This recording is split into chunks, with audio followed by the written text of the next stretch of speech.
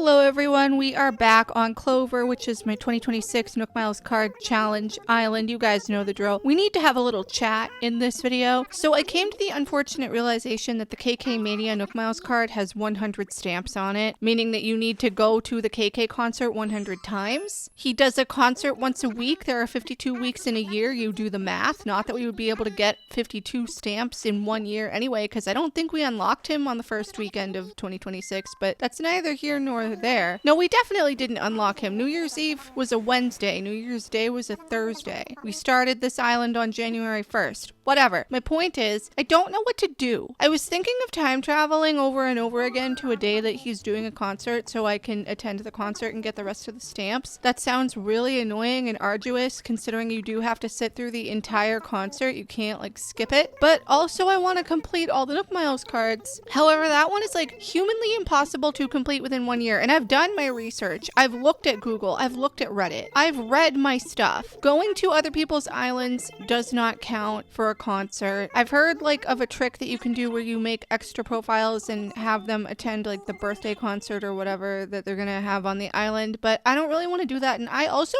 don't really know if that works. I've seen mixed reviews, and I don't think that the music festival at Happy Home Paradise counts either, because it is part of the DLC and it's not the same concert that you get on your island. And I'm pretty sure you also don't get a song from that. It's just like the music festival. It's different. So I'm not sure what to do about that. We're either gonna have to leave it uncompleted and be annoyed by it, or we're gonna have to time travel and be annoyed by it. Either way, I'm annoyed. So I guess I'm putting this out to you guys. I mean, I think I'm probably just gonna end up doing the time traveling thing. It seems like the most logical to be able to complete the card, because aside from Smile Isle, which I'm also concerned about completing, the KK one, like, you physically cannot do it within 1 year. It's humanly impossible. We've already gone over this. And obviously this game in general was not meant to be completed within 1 year. Nintendo had no reason to think that anybody would be this insane and try to complete every Nook Miles card. Anyway, I hope you guys are doing well. I have some stuff that I want to talk about here too that's not part of the game as well. So I was subscribed to Photoshop. I know Adobe sucks, don't judge me, but Apple recently came out with their Creator Studio bundle, which I'm not subscribed to. I don't think I need to have the features that are included in that, but I do use Apple apps anyway. I do have a Mac. I have my PC for like some games that are PC only, obviously, like the Sims series, like the Sims 2 specifically, and whatever. My Mac is like my day-to-day computer, and it's also where I do a lot of my audio recording for my videos and stuff. Actually, it's where I do all of my audio recording for my videos, and I have my Switch plugged into it through the capture card that I use to record Animal Crossing, even though I could just easily swap it out and plug it into my PC. I just haven't done that yet. There's really no reason why. I've just been used to using my Mac because I've had my Mac long before I got the PC. I don't know where I was going with this. Oh, so I had Photoshop, and I didn't know that Apple also had a competitor app named Pixelmator Pro. They have another one called Photomator Pro, but I think that's just for like actual photo editing and stuff, and I don't really do a whole lot of that in Photoshop. I use Photoshop 9 times out of 10 to make my thumbnails, and that is it. And I was sick of paying the subscription, especially because they raised the price of it not long ago, because of course they did. So yesterday, when I'm recording the audio for this, today is February 18th. We're cutting it kind of close to the wire here for getting this video out. But yesterday, the 17th, I was like, all right, I'm gonna buy Pixelmator Pro because it's a one-time purchase, and then like the subscription thing for Apple Studio is optional because like there's optional content in there, but the regular version, as well as the regular version of Final Cut Pro and Pages and all those other things, like they're going to get parity updates or whatever to be able to use like the same stuff. Like it'll be still updated, but there's just like extra content. But it was a one-time purchase. So I went through the whole rigmarole of deleting all of the apps from my computer for my Adobe plan, which was literally just Photoshop and Lightroom. And then I went to the Creative Cloud uninstaller, and it kept telling me that I had stuff installed on my computer that needed needed to be used by Creative Cloud, so it couldn't uninstall. After Googling this, of course, I found a Reddit post that linked to a Creative Cloud cleaning app that is on Adobe's website. Like, it's Adobe's own thing. Because apparently you need their own cleaner to be able to truly uninstall Creative Cloud and all of its little leftovers. And I know how to uninstall apps from Mac properly. It's a little different than uninstalling apps from Windows, but I know how to do it. I'm not stupid. So whatever. I got the cleaner thing. I uninstalled it. At this point, I had already bought Pixelmator and I was futzing around with it. And I really do like it. And I was able to also just easily open up all of my PSD files for all my different thumbnails in Pixelmator because it is a layers-based program. So like everything that I already do and use from Photoshop is still available in Pixelmator Pro. All of my fonts transferred over, obviously, because I do just have them in my regular font directory in the computer. I'm not really going to probably be using it for like drawing, although I might. I don't know. I know some people use Procreate and I don't know how much that costs, but I know like it differs depending on the iPad model that you have, how many layers you can have at one time or something. I don't fully understand it. I've watched like YouTube videos and I've Googled stuff about it, but I don't really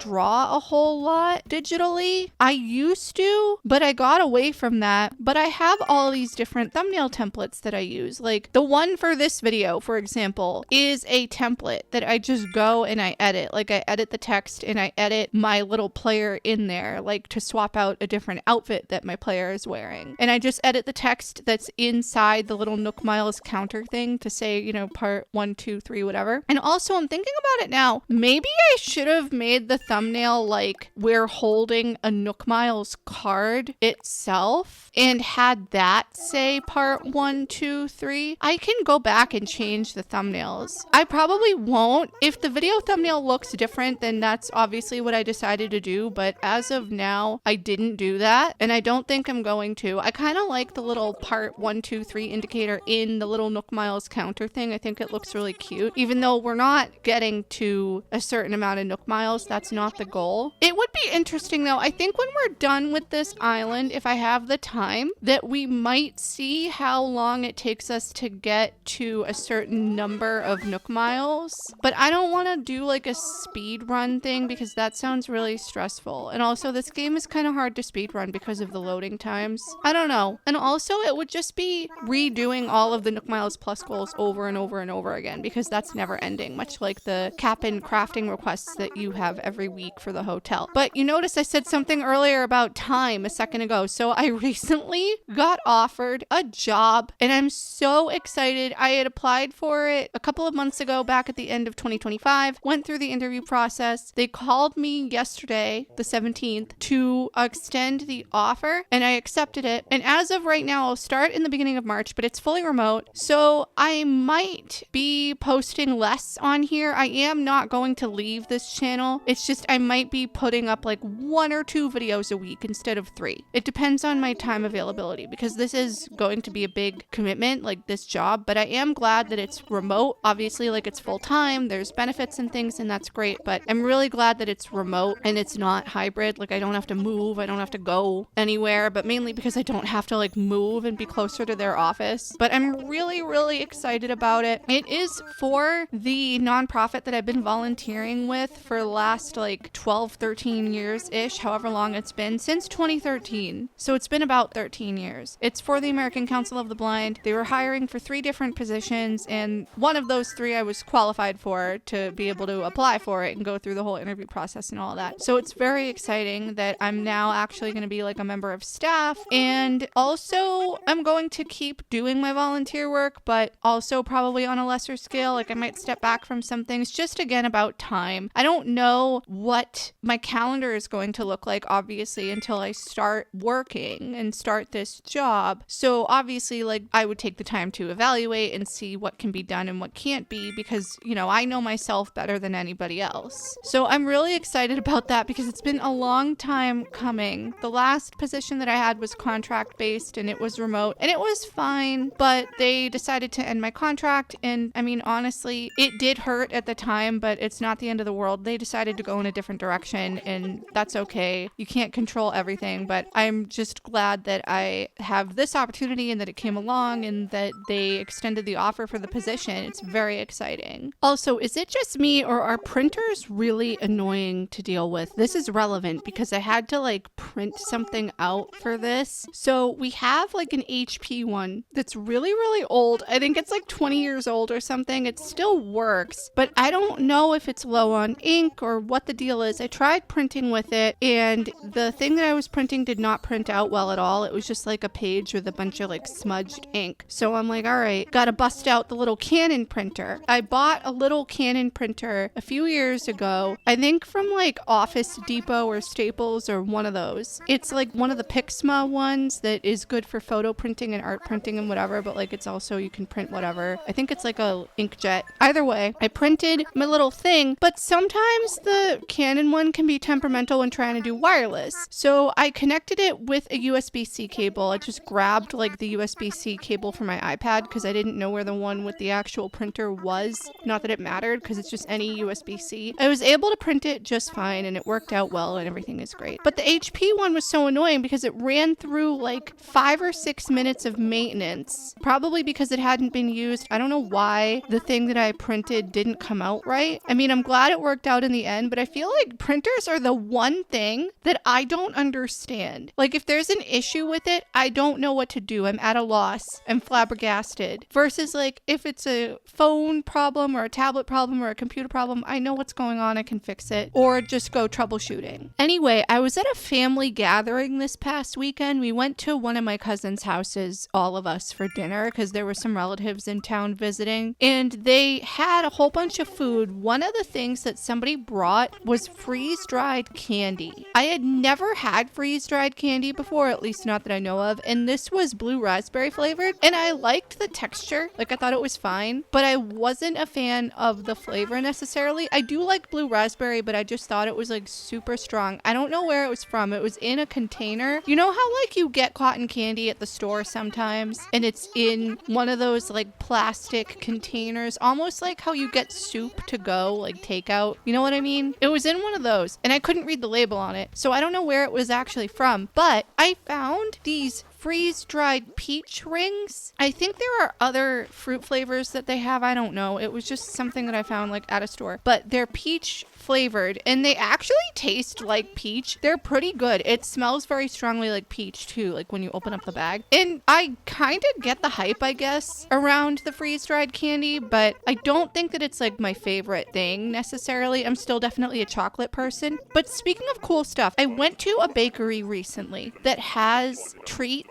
that are like the hyper realistic things. I can't remember if I told you guys this. I know I told some of my friends. You know, like those mousse desserts? I think they're viral. They do them in like, I always think of New York City for some reason, and they are made to look like what they are, if that makes sense. So my mother had gone the day before with one of her cousins and they got a lemon one and a heart-shaped one because it was like around Valentine's Day. And then we went the following day and I got a hazelnut one that looked like an actual gigantic hazelnut. It was about maybe a little smaller than like a baseball. I don't know. I'm like not good with sizing. Maybe about the size of a baseball. And my mother got a blueberry one that looked like a blueberry, except if blueberries were like a radioactive blue color. But they were so good. Mine had like a caramel mousse inside of it. I think hers had blueberry jam and some kind of mousse in there as well. I don't know, but it was delicious. And they have other ones on the menu, like other fruits and other nut ones that look really good. They also have cake slices and they do coffee and they have tea. So I got myself a cup of Assam tea and it was really, really good, but it was wicked hot to the point where like I could barely even touch the mug, like put my mouth to the mug because it was so hot, like it was burning my mouth, but it was so good. I would definitely go back there again. That I get the hype about. But you know what I haven't tried? And I don't even know where to get this. The candied fruit. You guys know what I'm talking about? I've had candied apples before, but I feel like the fruit, like the watermelon and the whatever the other ones are, I don't know, like the strawberries, I don't know, whatever. You guys probably know what I'm talking about. Where like you bite into it and it's like the candy shell on the outside and it's like the fruit on the inside. Kind of, I guess, like a candied apple, but different fruits. I've never had those. That is what I think of when I think of like stuff that you can get in New York City. I don't know why. It sounds so weird. I swear I'm not from Podunk. Like, I grew up in the Boston area. I'm not from like the boonies. But for some reason, I think it's because I follow some people online who live in the New York City area and they get some of that stuff occasionally because I think it's so viral. And a Johnny Cakes video that I watched that I think he did a couple years ago or something. I don't know. He went around New York and tried a bunch of treats. Was it him? It might have been him. I swear it was him. And I think one of the things he did was one of the mousse desserts and a candied fruit. Maybe I'm wrong. I could be thinking of a completely different person. Anyway, at one point in this video, I did have the donation box as a hot item. That actually might have been a couple of times because I feel like it's been popping up a bit. Not like all the time, but every so often I feel like it's the hot item or one of the hot items. And by this point, I've learned a lot of DIYs on this island. However, the first time that I saw it, or the first 2 times that I saw it or whatever, I didn't really fill it that much. I think I filled a couple with the 99,000 bells and then I just tapped out because it was too much effort. Recently, the more recent one, the last time that it was one of the hot items, I completely forgot that I have a second controller that has a turbo button on it. It's my PXN controller. It's the one that I use when I play the Herbs and the other Game Boy games,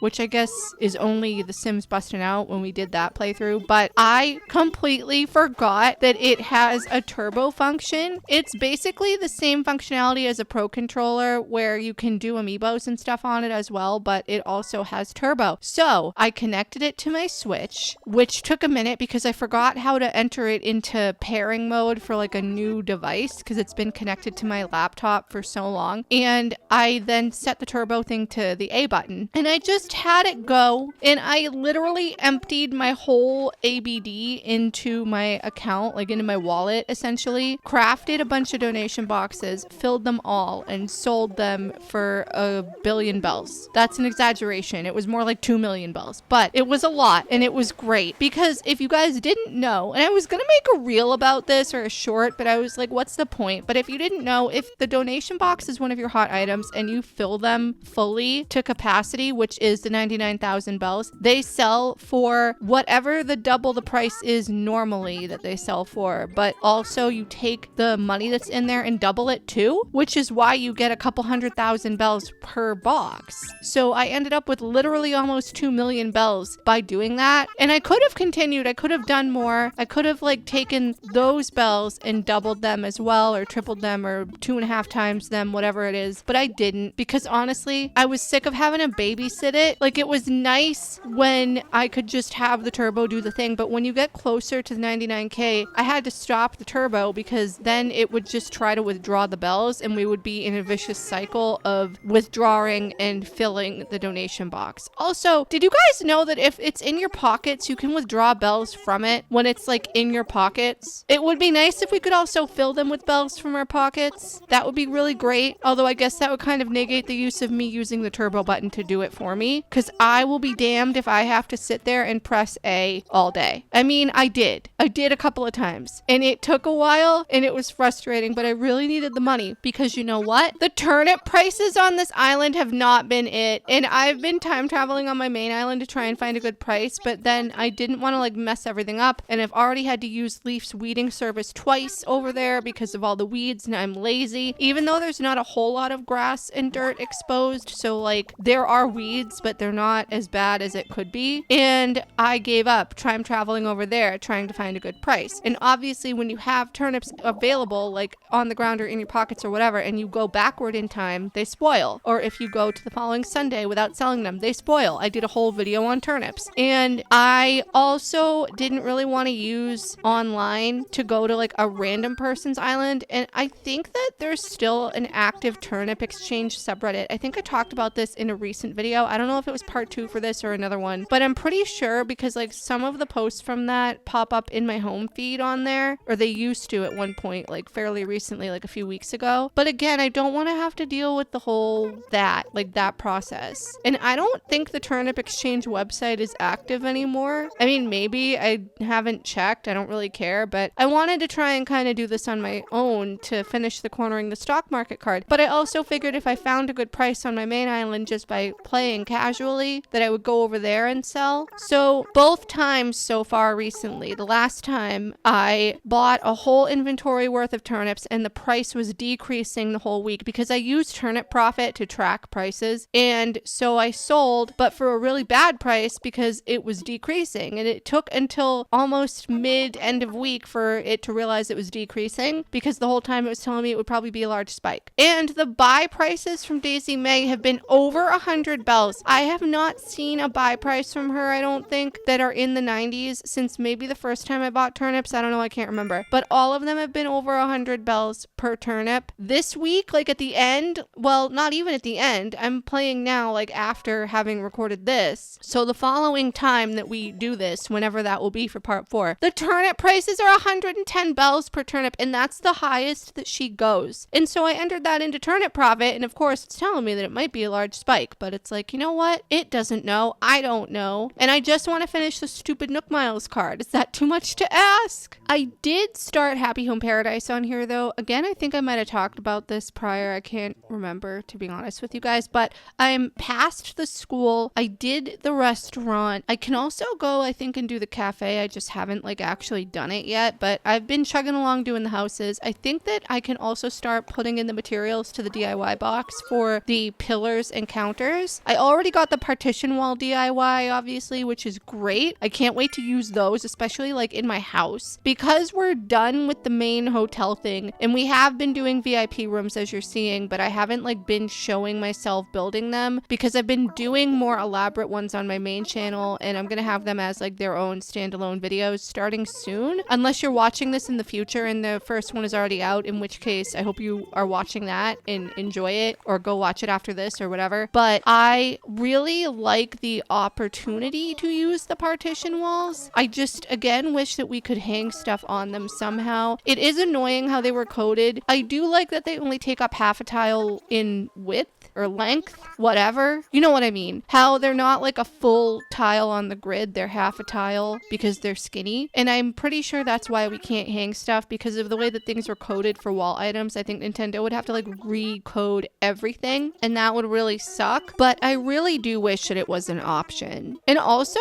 to maybe choose a different wallpaper for them. I know that if you choose an accent wallpaper, for example, like the partition walls will appear as whatever the wallpaper is in the main part of the room. So that can be great for variety. But sometimes I wish that we could just change it outright, like just the partition wall. Like I guess have more than one accent wall, which is not an option in this game. Sometimes to fake it, I'll just put a bunch of columns next to each other instead and make it like a fake partition wall. Also because I can really manipulate the length of it, because like with the partition wall, you can't really do that. I did this when I redid Chevra and Nan's houses on my main island. And as I'm sitting here talking, I realized that I forgot to put the mug shelves. I think they're called like the wall hanging shelves. Obviously, the mug shelves are a different item that were introduced in the 3.0 update. But the ceiling ones, did I say wall hanging? I meant the ceiling shelves that look like they're part of the Ironwood set, but they have extra color swatches. I put one in Nan's house, and I think I meant to also put one in Chevra's, but I forgot, so I'll have to just go back and do that. And you see me occasionally talking to the campers that we have too at the campsite. Generally, I ignore them. I do go in and see who they are whenever we have one. I just don't necessarily show it on camera, like I don't film it, because I quite frankly am not going to go through the process of getting a camper. It's too time consuming and there's no Nook Miles card for it. If I want somebody new, I will use an amiibo, or if somebody wants to move, I will let it autofill, which bit me in the ass when Keaton moved in place of Lionel, because I guess it was just like a smug for a smug, but that's also on me for not using an amiibo or going villager hunting. The other thing that I did was I finally went to Harv's co-op. I think I did that toward the end of this video. I don't know. I don't remember, but I unlocked Red. I did buy a piece of art from him because he had one real and one fake. So that will definitely help us with the Nook Mile cards relating to art. And also I need to get a fake thing at some point anyway and try to give it to Blathers to get like the faked out Nook Miles card or whatever for trying to donate fake art. But I think that'll definitely help. And I also then think I unlocked Leaf. I genuinely can't remember. I usually try to go in order of priority. By that meaning, typically I will do Cyrus and Reese first, and then Tortimer, and then everybody else. But for this case, I needed red for the art. And also, it would be cute to get some of the raffle items. I like those, like the little book and the magazine and the food stuff and the whatever. But I didn't know what to do next. I didn't really need Kix. I was thinking of Sahara only because she does have special wallpaper and flooring and rugs that are only available at Harv's. But also, I kind of wanted Leaf because I need to get regular pumpkin starts that are not the orange ones. And the only way that I got the orange pumpkins anyway was from going to a Cap'n tour. And because those were orange pumpkins, even if I dug up the start and planted it, it would have just yielded an orange pumpkin. It wasn't like the generic pumpkin starts that you can get from Nook's Cranny during like October or from Leaf whenever he has them. So I need regular ones because I want to get the yellow, white, and green ones. I know that the spooky cookies, like the food recipe that you get during Halloween, either during the Halloween season or the event itself, because the good thing is now we're kind of OP when it comes to DIYs because like we'll get the seasonal ones when the season is happening. You know what I mean? Like for the festive and Halloween DIYs, the villagers are going to be crafting them in their houses because we don't have any of those. And that's like when we roll around to those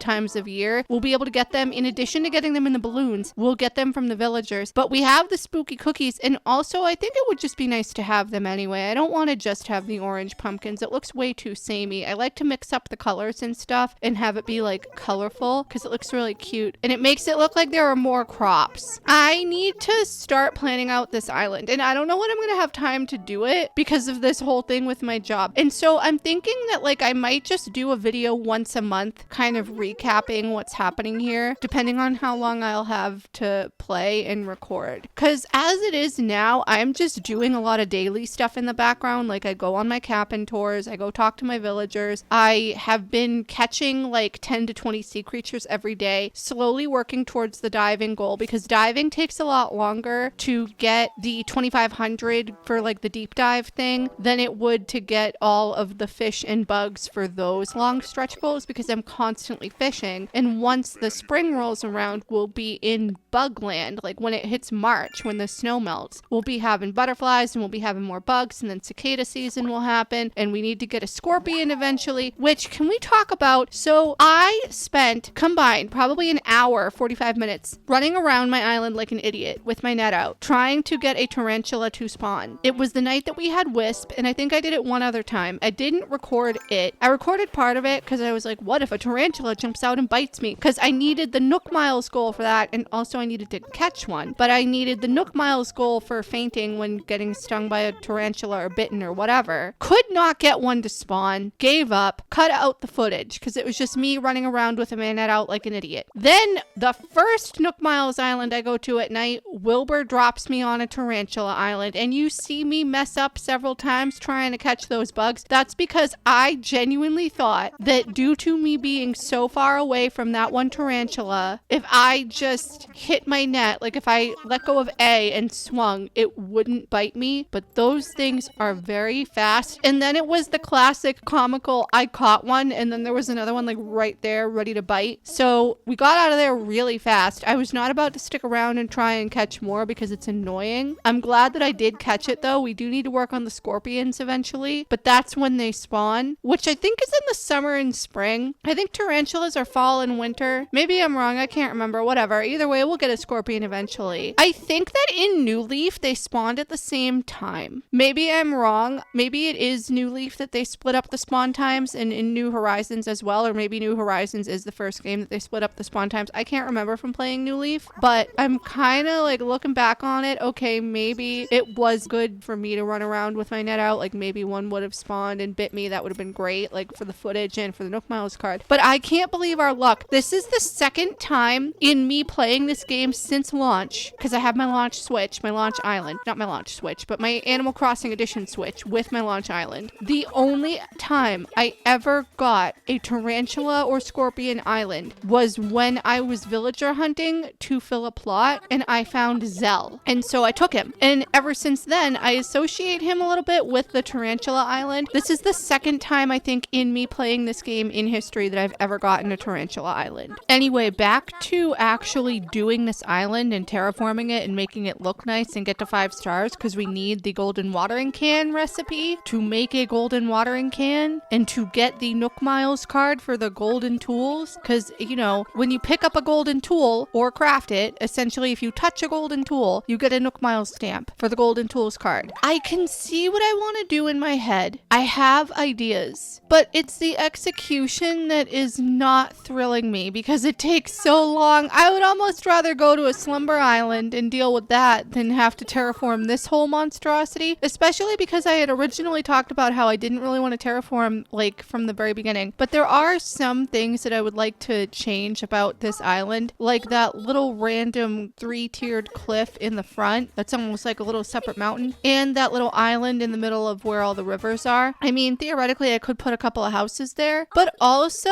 it's hard to visualize stuff in the winter with the snow. So the snow is going to be gone closer to the end of February because it melts like I think the 22nd or 23rd, somewhere around there. I don't remember. It's going to be gone soon. Once it is, the grass is going to be that ugly muddy brown color, just like in real life. And then it'll be easier to visualize things a little bit because we'll be in spring or getting close to spring. And I don't know, for me, I much prefer terraforming if it's in the spring or fall because everything looks nicer. It's kind of harder to deal with it with the snow because not everything looks good in the winter. And plus, when I do the dream address for this, I think I had talked about maybe wanting to have it set in the spring or summer, but the dream address is going to be something that I'm going to deal with like at the very end when we're done with all of the Nook Miles cards. And we're going to have to literally play this until New Year's Eve because you do get a Nook Miles stamp, like a card, a lonely card for celebrating the New Year's countdown, which I think you're going to get like after you do the countdown. So we're technically going to have it at the beginning of 2027, but that's not my problem right now. And that's not my fault either because that's how this game is. Much like the KK card with the concerts, that still really bothers me. And honestly, it made me almost not want to play. I lost motivation for a bit to continue this because I was like, what do I do? How do I go about doing this? And I still haven't decided, but very likely the answer is going to be I'm going to time travel. And I know that's cheating, but also realistically, what am I going to do? Tell me. If you have other options, tell me, please. Let me know in the comments. Leave comments. Anyway, going back to talking about the weather, it has been so weird here lately. So I am near the coast. I'm on the east coast of the United States, and I'm actually like near the coast. Like I am in a coastal city. And the cold hits different when you're near the water because of the moisture in the air, and also it's humid here all year round. But it's been cold, and we also had some freezing rain. Well, not freezing rain, but it was raining and it was cold, and those things combined made it feel a lot colder. Like the feels like temperature was colder, and it like chills you to your core. So we had cold weather and rain a couple of days ago. The last like day or so, like yesterday, today, and I think tomorrow, it's been in like the 50s and 60s Fahrenheit, obviously. And this weekend, I was looking ahead to the weather. We're gonna get snow. It's supposed to go down to like 30 something, and there's like an 85-90% chance we are going to get a few inches of snow. And where I am, because they don't have the equipment to treat the roads or plow everywhere, like they only do the big multi-lane roads, they don't go into the neighborhoods or whatever, the thought of a snowflake falling from the sky sends everybody into a panic and they shut down because there's no infrastructure to deal with it. And also people down here don't know how to drive in it, so I guess it's like good that they shut down. I can't wait to move back up to Massachusetts, honestly. I love the snow. I've talked about this before. I also want to go to the ice castles in New Hampshire. I've never been. In all my years of living up there, I've literally never gone to the New Hampshire ice castles. I don't even fully know where they are. I don't think they're that far from where I grew up because I grew up in northern Mass, like north of Boston, but like eastern Massachusetts. But whenever I move back up there, I'm not like going to be going back to the town that I grew up in, mainly because, so if you guys are new here, I'm low vision, so like I can't drive. And I grew up in a town that didn't have access to public transit, like the T wasn't there. And by the T, I mean the MBTA, I mean the buses and the train, and certainly no subway. Like none of that was there. So because of that, there was also no paratransit. And for those of you who don't know what paratransit is, it is the subsidized transportation system for seniors and people with disabilities. It kind of like goes along where the bus routes are. Para is alongside, like the Paralympics, for example. So because there was no public transit, I also did not have access to paratransit where I lived. It's a door-to-door service, kind of like Uber or Lyft, except you have to book a few days in advance, and the pickup time can be all over the place because they are going off of their availability for drivers, and also sometimes they might also pick somebody up and drop them off on the way, or like they might pick someone else up with you in the car, kind of like a carpool sort of situation if you're like going to the same place or a similar route or whatever. But I didn't have that when I grew up in that town in Massachusetts because it wasn't connected to the T. And now, over the last 10 years or so, they partnered with Uber and Lyft, which is great because it means that people who are blind and low vision, or anybody who is disabled and uses paratransit or older and uses paratransit, is able to just do it via Uber or Lyft